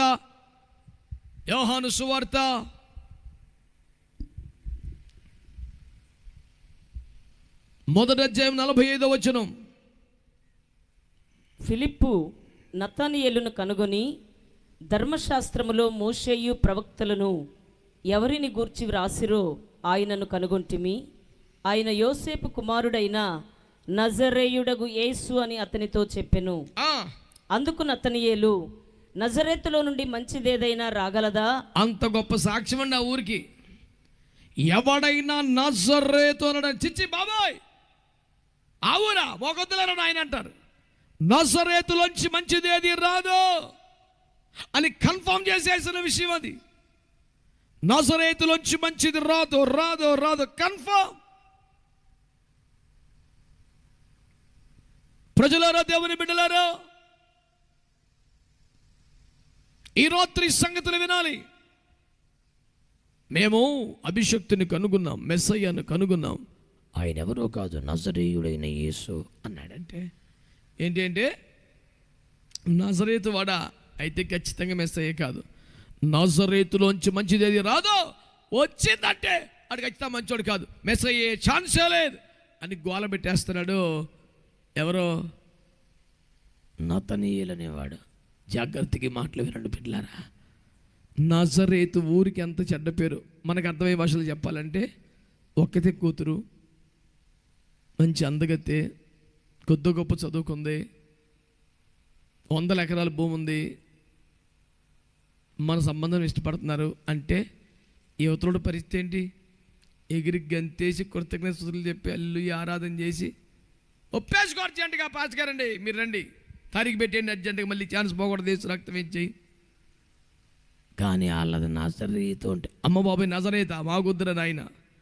నజరేత్ అంటే ఎవరికి ఇష్టపడదు, ఎవడు సంతోషపడో, సంబంధం చేసుకోడు. ఆ ఊరికి ఎవరో చాలా పనికి మన సాక్ష్యం అన్న ఊరు అది. నజరేత్ అంటే ఎవరు ఇష్టపడ్డో. యేసు ప్రభు నజరేతులో ఉన్నాడు కొంతకాలం, నజరేయువాడా అనిపించుకున్నాడు. ఆ మాట అనేసరికి ఏంటి, మెస్సయ్య, అభిషక్తుడా, శరీరమును దాల్చిన వాగ్దేవుడా, పరిశుద్ధాత్మలో వచ్చిన వాడా, అయ్య బాబాయ్ నజరేతు నుంచి వచ్చాడు అన్నావు కాబట్టి మేమైతే ఒప్పుకోం, అంత ఘోరం మాకు వద్దు బాబు అని దండం పెట్టేశారు. మీరు గమనించాలి, నజరేతుకి ఎంత చెడ్డ పేరు ఉంది, ఎంత అసహ్యకరమైన సాక్ష్యం ఉంది. ఆ ఊరి పేరు చెప్తే అంత చికాకు పడతారు. పుట్టింది బెత్లెహేములో, కొద్ది కాలం ఉన్నది మాత్రమే నజరేతులో. యెరూషలేము, యూదయ, సమరయ ప్రాంతములు ఎందంతటా మహిమగల సేవలు చేశాడు. ప్రధానంగా యెరూషలేము కేంద్రంగా పనిచేశాడు. కానీ ఏ ఊరయ్యా మీదంటే నజరేత్ అనేలాగా పేరు వచ్చేసింది. కొద్ది కాలమే ఆ ఊర్లో ఉన్నాడు, కొన్ని రోజులే ఆ ఊర్లో ఉన్నాడు. మీరు శ్రద్ధగా ఈ మాట గమనించండి. కొన్ని రోజులే, కేవలము కొన్ని రోజులు ఆ ఊర్లో ఉన్న కారణంగా ఆ ఊరికి ఎంత దశ తిరిగిపోయిందంటే యేసు రక్త విజయం. ఎంత బుడ్డోడు ఎవడైనా ప్రార్థన చేయమంటే కూడా నజరేయుడనే సున్నామంటాడు. ఒరే వీడికి ఏం తెలుసు నజరేతు. బెత్లెహేము పేర్లు అన్నిసార్లు ప్రపంచంలో ఎవడు తలవడం, యెరూషలేము పేర్లు అన్నిసార్లు ఎవడు తలవడం. అదే దేశమైనా నజరేతు అనే ఒక ఊరు ఉందని తెలియని సండే స్కూల్ పిల్లోడైనా ప్రార్థన చేయరంటే నజరేయుడనే క్రీస్తున్నామంటే అలవాటు అయిపోయింది. యేసు పేర్లు తలిచినన్నిసార్లు నజరేతు పేరు తలుస్తున్నారు. ఓ సోసి నజరేతా, నీ దశట తిరిగిపోయిందే, నీకెంత పేరు ఎట్టొచ్చింది, జనము నోళ్ళల్లో నానే రేంజ్ నీకు ఎట్టొచ్చిందంటే మా ఊర్లో కొన్ని రోజులు యేసు ప్రభు ఉన్నాడంట. స్తోత్రం చెప్పండి. కొన్ని రోజులు ఆ ఊర్లో ఉన్నందుకు ఆ ఊరు పేరు మారి మోకపోతున్న ప్రపంచంలో. మళ్ళీ చెప్తున్నా, ఎవడు తన సొంత ఊరు పేరు కూడా అన్నిసార్లు తలవడేమో. ప్రతి వాడి నోట దయ్యం వచ్చినదే, రోగం వచ్చినదే, ఏ చిన్న ఉద్యమం వచ్చినా, బాధ వచ్చినా ఏంద్రా ఊరి పేరు అట్ట మారి మోకపోతుందంటే ఆ ఊరిలో కొన్నాళ్ళు ఉన్నాడంట యేసయ్య. నేను అంటున్నాను, కొన్నాళ్ళు ఉంటేనే ఆ ఊరికి ప్రపంచవ్యాప్తమైన పేరు ప్రఖ్యాతలు ఎంత భయబెచ్చగా వచ్చేస్తే, నీ గుండెలో కొలువైతే, నీ ఇంటిలో ప్రభువు ఉంటే నీకు మంచి పేరు రాదా? నీ సాక్ష్యం మారదా? నీ విలువ పెరగదా? ఈ రాత్రి యేసు మన మధ్యలో ఉన్నాడు. ఇప్పుడు దాకా దూరంగా నిలబడి చూస్తున్నావేమో, ఆయన ఆహ్వానించిన ఇంటిలోనికి నీ హృదయంలోనికి ఆహ్వానించు. వీలుంటే జబ్బు ఉంటే చర్చికొత్తాం, లేకపోతే వెళ్ళిపోతాం. ఇంటికి మాత్రం యేసును పట్టుకెళ్ళలేదేమో. ఈరోజు ఇంటికి తీసుకెళ్ళేసైనా నువ్వు నాకు కావాలి ప్రభుని అడుగు, నువ్వు నాతో రావాలి ప్రభుని అడుగు.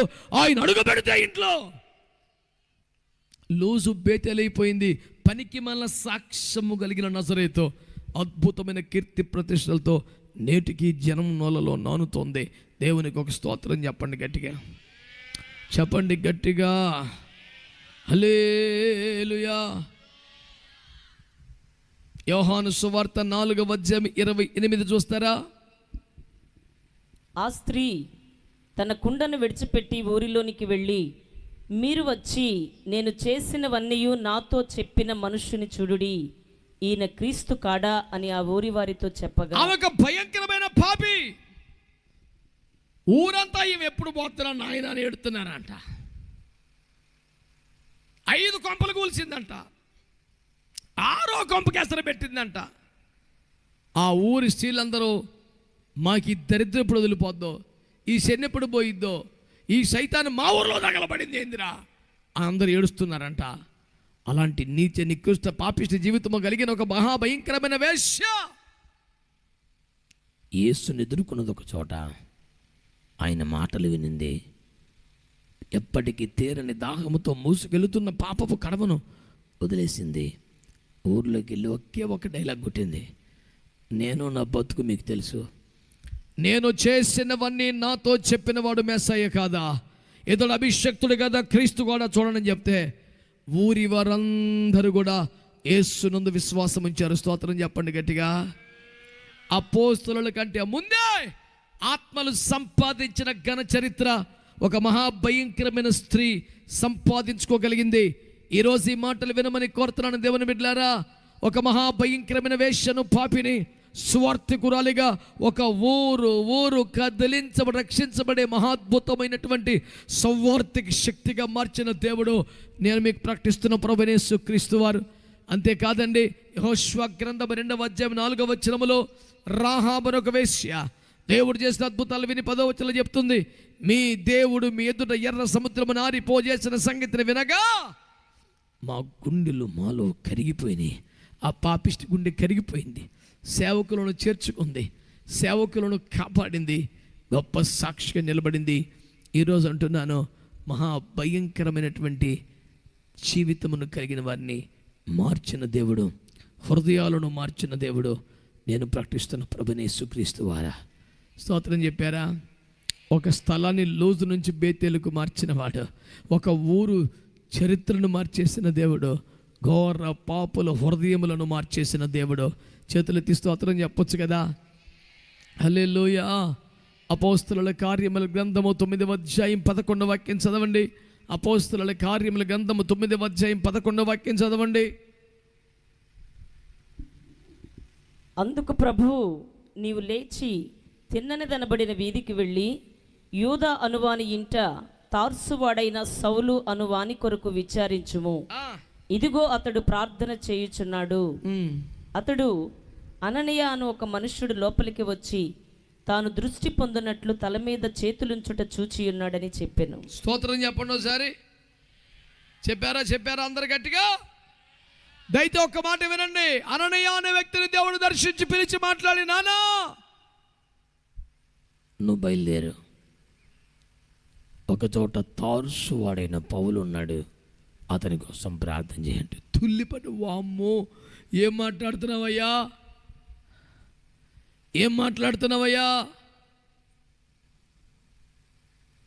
తార్సు వాడైన పౌలు దగ్గరికి వెళ్ళి ప్రార్థన, చాలా దుర్మార్గుడు, అతడు మతోన్మాది, ఉగ్రవాది, అనేక మంది సేవకులను చంపేశాడు, మందిరాలు కూల్చేశాడు, బైబిల్ తగలబెట్టాడు, చంటి పిల్లలను కూడా కత్తులతో కడుపులు చీల్చిన దుర్మార్గుడు, అతను కిరాతకుడు, ఉన్మాది. బాబోయ్, అతని దగ్గర నన్ను వెళ్ళమంటావేంటయ్యా బాబో, నేను వెళ్ళను.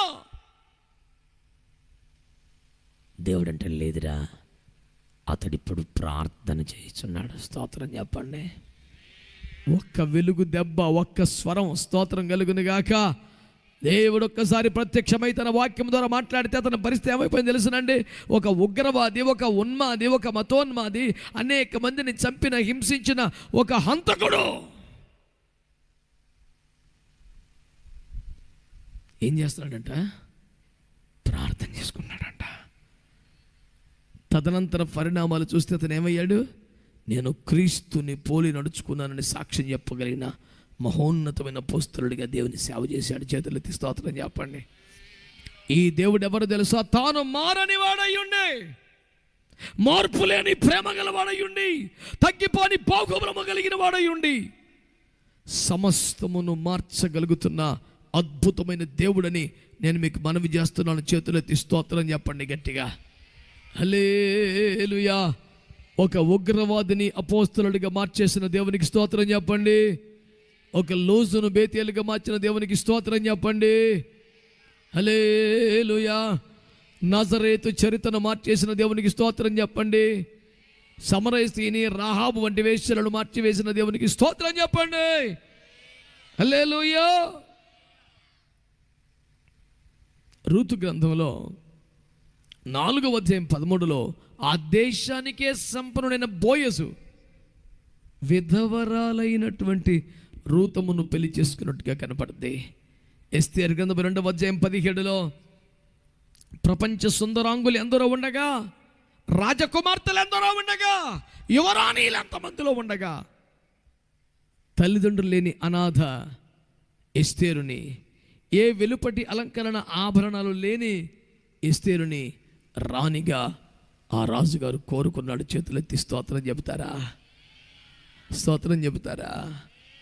ఒక భర్తను కోల్పోయిన విధవరాల్ని మహారాణిగా చేసిన దేవుడు. చిన్నప్పుడే అమ్మా నాన్నను కోల్పోతే మహారాజు 127 సంస్థానాలకి మహారాజు అయినటువంటి వారు చెప్పిన స్వయంవరానికి రాకుమార్తెలు ఎందరో వచ్చి ఉండగా, ఈ అనాథ బిడ్డని, ఒక నగానట్రా లేని బిడ్డని, కేవలము సాధారణ వస్త్రాలతో లెచ్చు నిలబడ్డ బిడ్డని మహారాణిగా మార్చేసిన దేవుడు ఈ రాత్రి ప్రకటిస్తున్నాను. ఏమైనా మార్చగల దేవుడు. నీ గతాన్ని మార్చాడు, వేశ్యల పాపాలు క్షమించి ఎస్తేరు రూతుల భవిష్యత్తును మార్చాడు. చేతులెత్తి స్తోత్రం చెప్పండి గట్టిగా. చెప్పాలి గట్టిగా. అందరు చెప్పండి గట్టిగా. దానియేలు గ్రంథం 5వ అధ్యాయంలో 30-31 చదివి పెట్టండి. దానియేలు గ్రంథం 5వ అధ్యాయం 30-31. ఆ రాత్రి అందే కల్దీల రాజుగు బెల్షస్సరు హతుడాయను, మాదీయుడగు దర్యావేషు 62 సంవత్సరముల వాడే సింహాసనముకెక్కెను. గట్టిగా స్తోత్రం చెప్పండి. ఈ రోజైన బెల్షస్సరు ఎవడి? బెల్షస్సరు బబులోను దేశం మహాచక్రవర్తుల్లో ఒకడు. One of the greatest emperors of Babylonian empire. దర్యావేషు ముందున్నవాడు. నెబుకద్నెజరు ఏలిన ఆ చరిత్ర కలిగిన దేశం. ఈ బెల్షస్సరు ఏం చేశాడు తెలుసా? బాగా పొగరబట్టి దేవుని ప్రజలపై దాడి చేసి యెరూషలేము దేవాలయాన్ని నాశనం చేసి అందులో దేవునికి వాడే పవిత్రమైనటువంటి పాత్రలను తెచ్చి మందు పార్టీ ఏర్పాటు చేసుకుని ఆ పరిశుద్ధమైన ప్రతిష్ఠించబడ్డ పాత్రలో మద్యపానము సేవిస్తూ పొగరెక్కి అడ్డగోలుగా ప్రవర్తిస్తున్నాడు. దేవుడు ఆకాశమును చూస్తున్నాడు. ఎంత ఘోరం! యెహోవా మందిరాన్ని నాశనం చేయటమే కాకుండా అందరి పవిత్రమైన ఉపకరణములను తెచ్చి మద్యపానము చేయుటకు వాడుతున్నాడు. ఏంటి గర్వమని రాజులతో కూర్చి పార్టీ చేసుకుంటున్న వేళ ఒక అరచేయి మాత్రమే కనబడినట్లుగా చేసి దేవుని హస్తం ఆ ఇంట్లో గోడ మీద మెనే టేకులు పర్సన్ రాసేసింది. కలవరం. ఏంటిది? మనిషి కనబడలేదు, అరచేయి మాత్రమే కనబడుతోంది. ఏమి రాస్తున్నారు? ఈ అక్షరాలు ఏమిటి? చివరికి దానియేలు రావడం, దాని అర్థాన్ని చెప్పడం, దానియేలు చెప్పినట్టుగానే అతడు అకస్మాత్తుగా దేవుని చేత మొత్తబడి ప్రాణం కోల్పోవడం. వెంటనే మాదీయుల పారసీకుల రాజు ఈ బబులోను సామ్రాజ్యాన్ని ఏలుబడి చేయడం జరిగిపోయింది.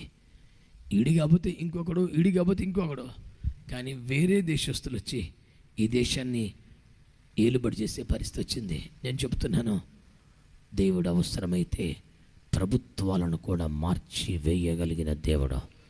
చేతులెత్తి స్తోత్రం చెప్పండి. చేతులెత్తి స్తోత్రం చెప్పండి. హల్లెలూయా.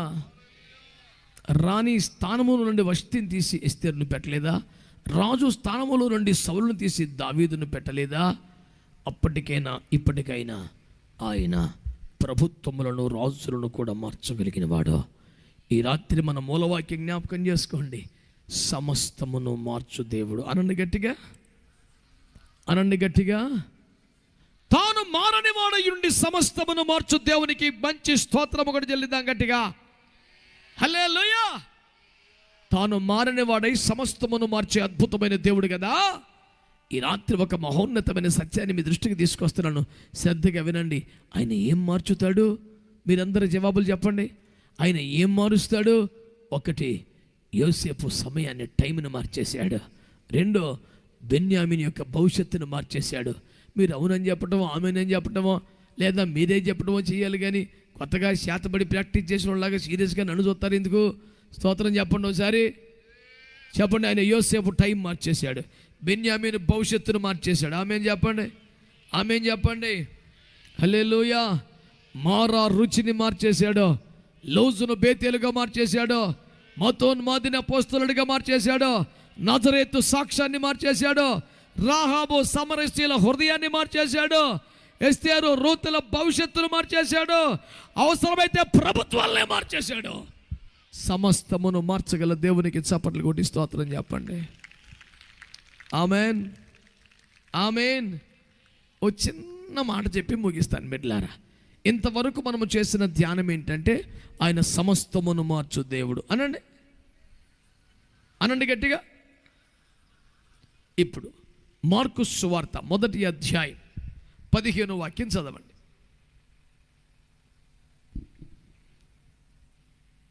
కాలము సంపూర్ణమయ్యున్నది, దేవుని రాజ్యము సమీపించి ఉన్నది, మారు మనస్సు పొంది సువార్త నమ్ముడని చెప్పుచు దేవుని సువార్త ప్రకటించుచు గలిలయకు వచ్చెను. అందరూ మంచి ఒక మంచి స్తోత్రం చెబుదామా? గట్టిగా మీరు జవాబు చెప్పాలి. ఇంతవరకు మనము ధ్యానం చేసిన అంశం ఏంటండి? సమస్తమును మార్చు దేవుడు అనండి, తాను మారని దేవుడు అనండి, తాను ఏ కాలములోను ఏ పరిస్థితులను మారని వాడై సమస్తమును మార్చుచున్న దేవుడు అని కదా మనం ధ్యానం చేశాం.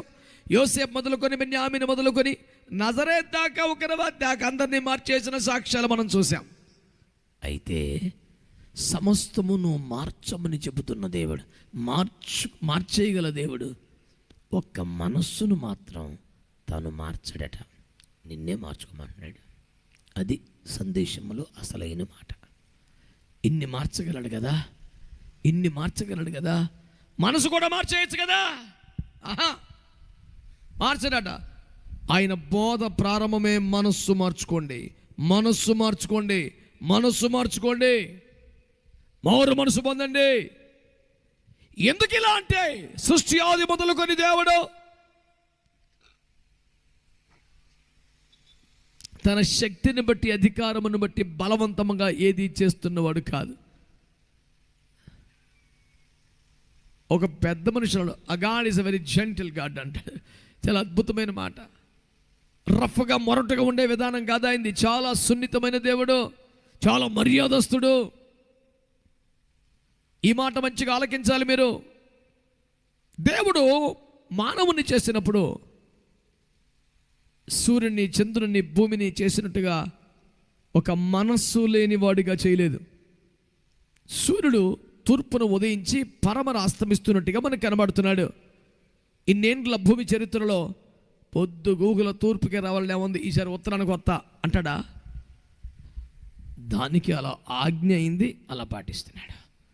ఇసుకను దాటలేకుండా సముద్రాన్ని ఆజ్ఞాపించాడు, అది అలా కొనసాగుతుంది. సకల గ్రహముల భ్రమణములను మీరు చూస్తే, విశ్వ చరిత్రను మీరు చూస్తే, ఏది అలాగుండవలని దేవుడు ఆజ్ఞాపించాడు అంతే.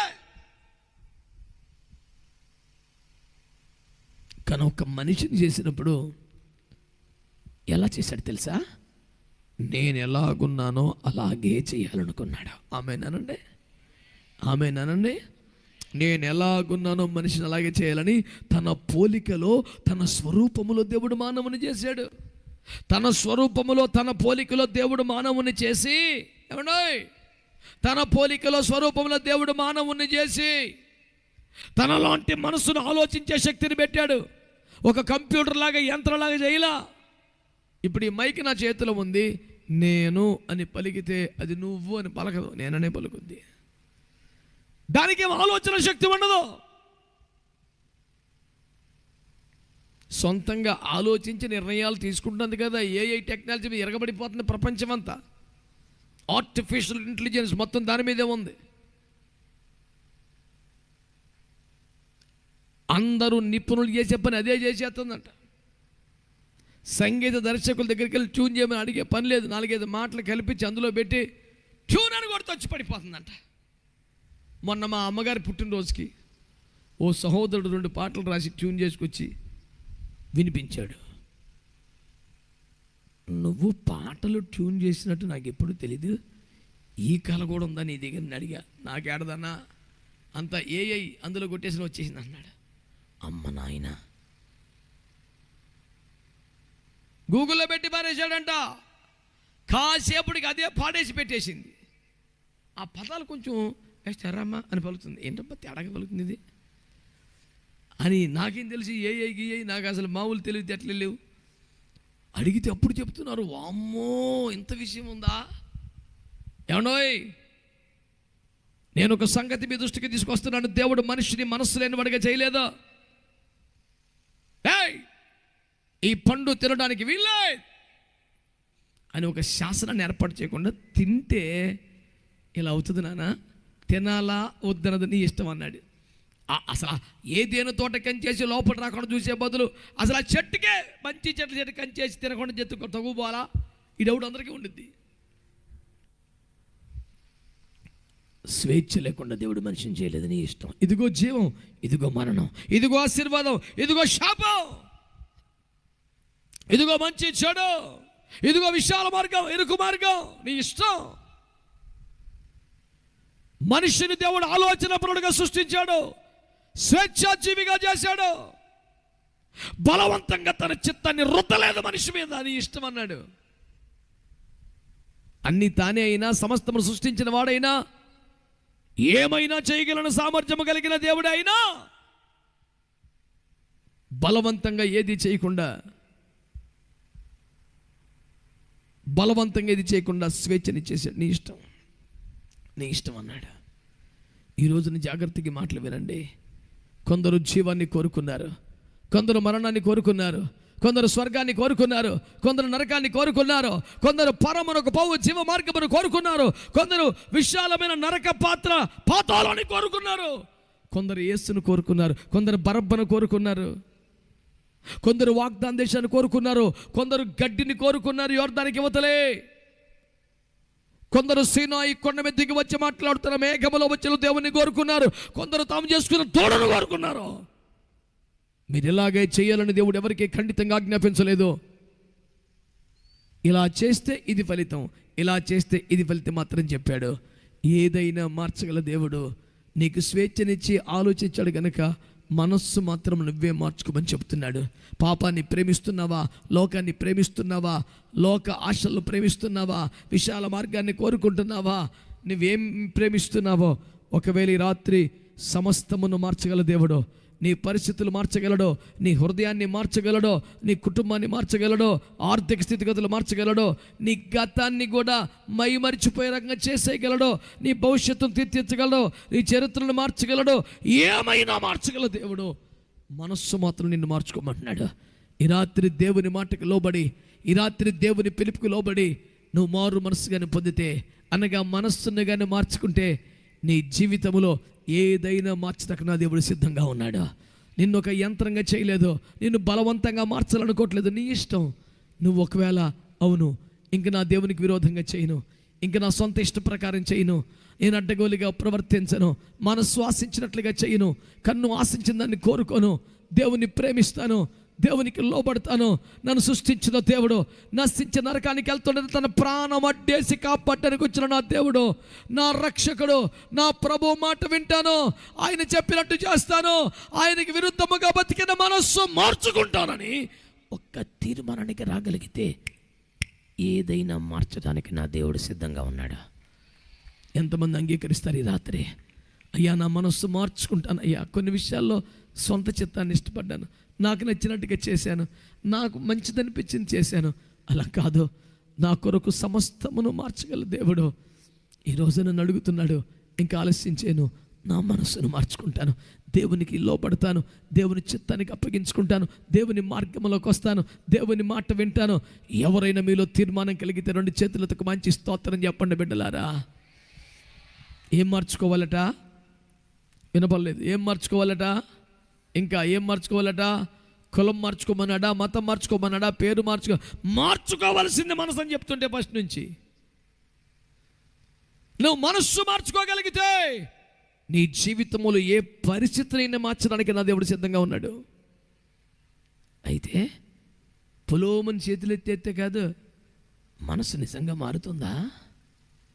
మీరు అలా అంటారు, మీరు అనుమానం పడితే ఎలాగంటే మారాం, నమ్మాలి కదా. ఓకే, నమ్మాం. అయితే దానికి కొన్ని గుర్తులు ఉంటాయి. మామిడి చెట్టుని నాటాం, కానీ జామకాయలు కాసింది. జామకాయలు కాసేదాకా రోజు నీళ్లు పోసినప్పుడు మామిడి చెట్టు అనుకుని వేసాం. ఆకులను చూసి కాయలు చూసాకైనా నమ్మాలిగా.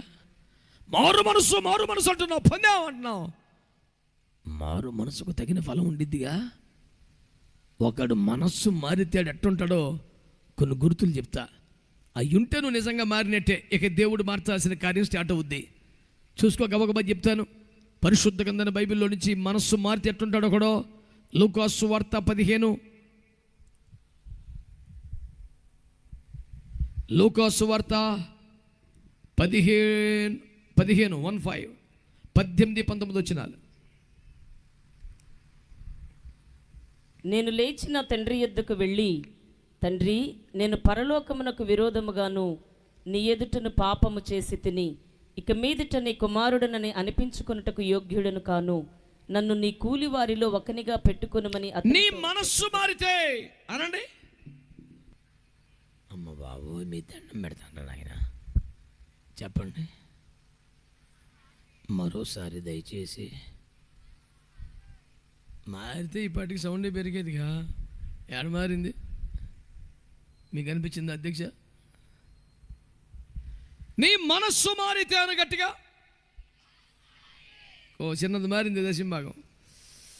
బిడ్డలారా, మనస్సు మారితేనంటే వాడికి అప్పుడు దాకా స్నేహితులు కావాలి, స్నేహితులతో సరదాలు కావాలి, లోకంలో సంతోషం కావాలి, ఆయా పాపిష్టి ఆనందాలు కావాలి, తండ్రికి దూరం అయిపోవాలి, ఇంటిని చెల్లులాగా మారిపోతుంది, ఇంట్లో ఉంటే కష్టంగా ఉంది, బయటికి వెళ్తే బెమ్మానంగా ఉంది, ఆస్తిని పట్టుకెళ్ళిపోయాడు, మనసును చంపుకున్నాడు, అన్నీ పంచుకున్నాడు, మొత్తం చంపేసుకున్నాడు.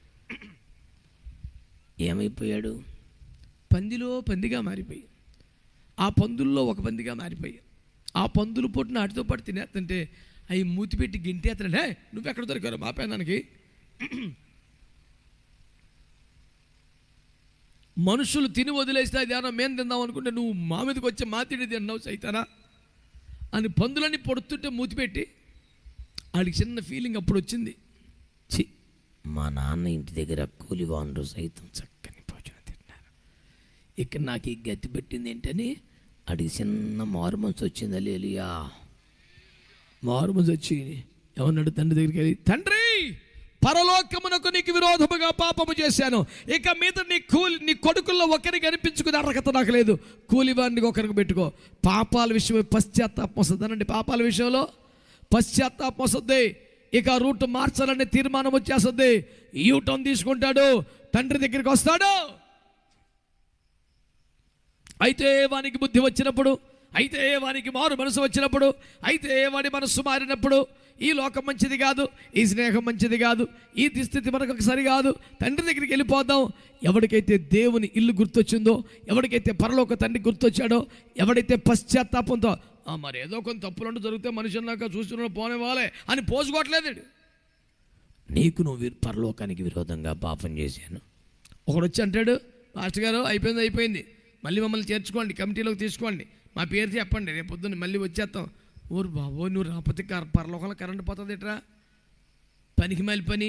నువ్వు మారు మనసు పొందాలి కానీ పశ్చాత్తాపడాలి కానీ, అయ్యో తప్పు జరిగిపోయింది, దేవుని చిత్తానికి వ్యతిరేకం చేశాను, వాక్యానికి వ్యతిరేకం చేశాను, పొరపాటు అయిపోయిందని ఏడిపేదా మనసులో? అసలు తప్పు లేనివాడు ఎవడు ఉంటాడు? ప్రతి వాడులో ఏదో జరిగింది పోనే. సరైన పశ్చాత్తాపం రావాలి. చా, నేను ఇలా చేశానేంటి, నేను ఇలా చేసి ఉండాల్సింది కాదే, దేవుని చిత్తానికి విరుద్ధంగా ప్రవర్తించాల్సింది కాదు, నాది పొరపాటే అనే ఒప్పుకోలు మాత్రమే కాకుండా తగ్గింపు చేస్తుంది.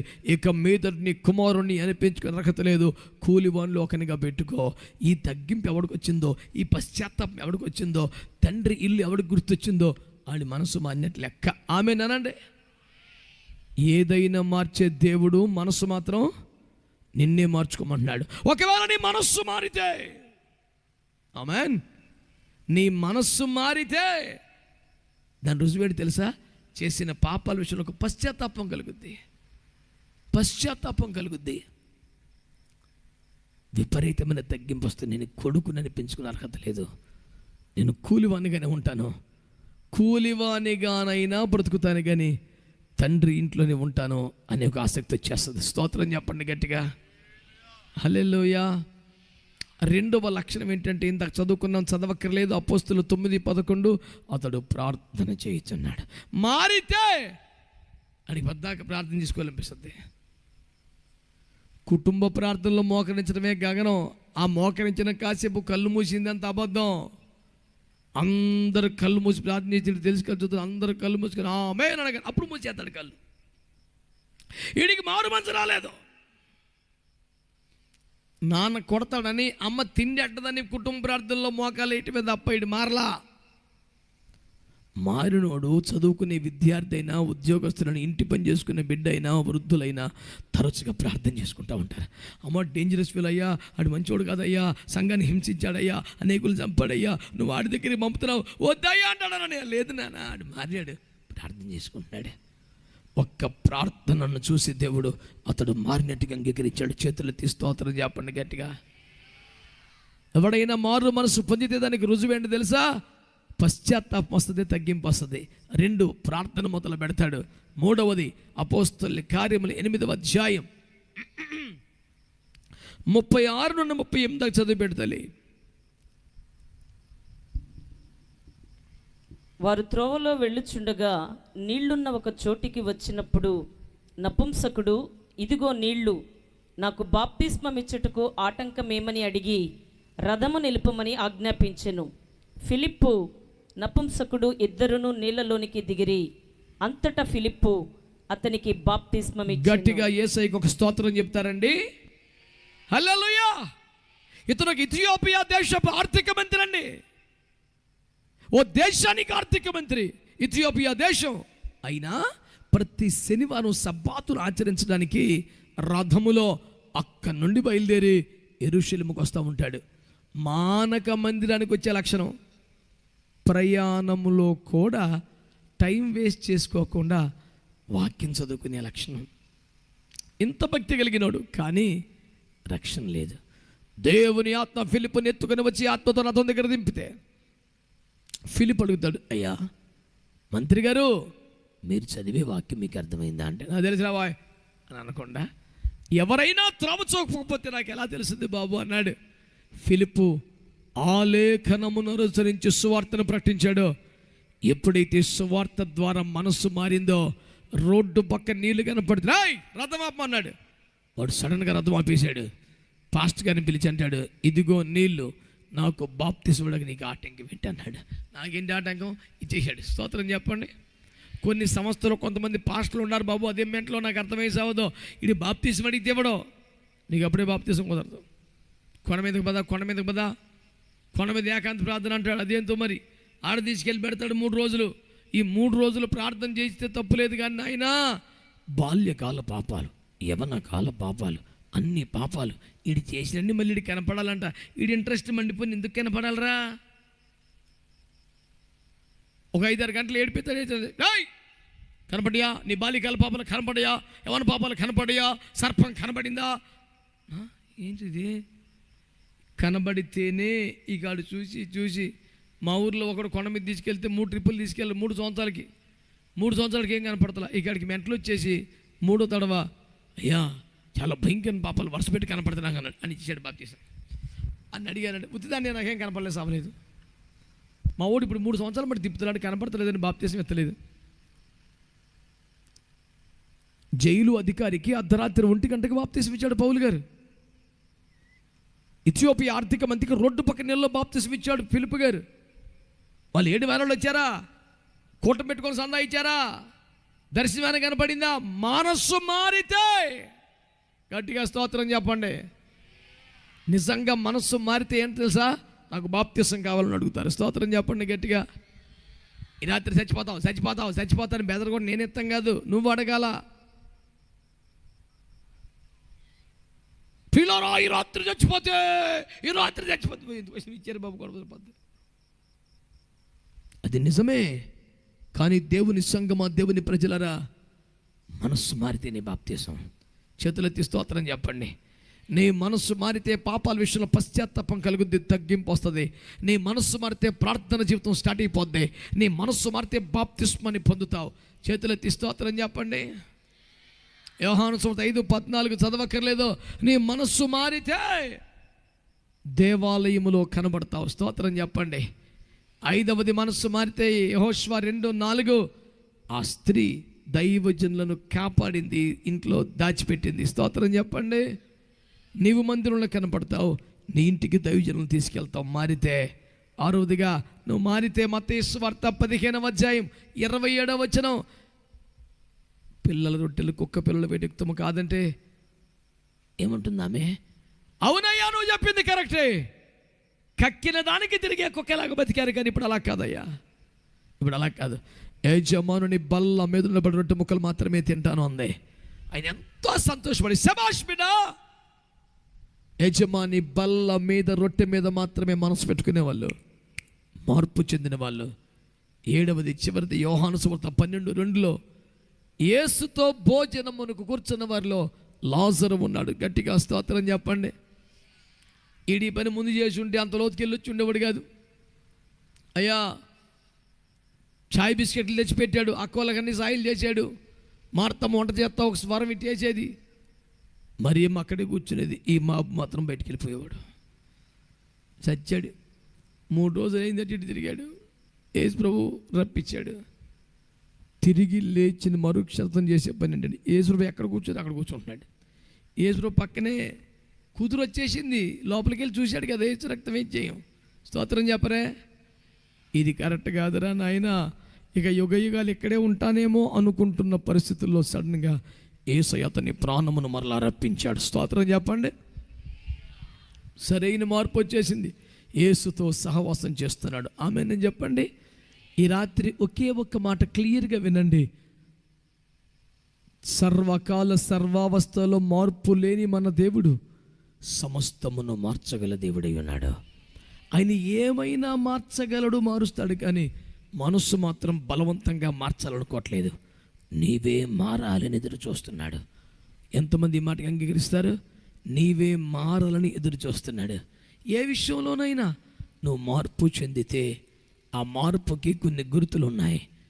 పశ్చాత్తాపం కనపడుతుంది నీలో, తగ్గింపు వస్తుంది నీలో, ప్రార్థన స్టార్ట్ అవుతుంది నీలో, బాప్తిస్మాన్ని పొందుతావు, మందిరములో కనపడతావు, దైవ జనులు ఇంటికి తీసుకెళ్తావు, బల్ల మీద రొట్టె మీద ఆశ పెట్టుకుంటావు, యేసుతో సహవాసం చేస్తూ ఉంటావు.